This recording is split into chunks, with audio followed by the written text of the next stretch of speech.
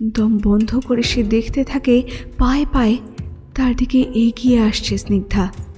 কি একটা বলতে গেল স্বপন, কিন্তু গলা দিয়ে শব্দ বেরোলো না। টেবিল ল্যাম্পের আলো টেবিলে রাখা বই খাতার উপর পড়ে যতটুকু ছিটকে যাচ্ছে, সেই অল্প আলোতেও স্বপন দেখতে পাচ্ছে স্নিগ্ধার চোখ দুটো কি অসম্ভব জল জল করছে। বৌদি বৌদি, কি হয়েছে আপনার? এবার আরও একটা বিষয়ে খেয়াল হলো তার। একটা চাপা ফিসফিসানি ঘুরে বেড়াচ্ছে গোটা ঘর জুড়ে। মাথার ভেতরটা কেমন গোলমাল হয়ে যাচ্ছে তার। ছাতিম ফুলের অসহ্য গন্ধে আর শ্বাস নেওয়া যাচ্ছে না।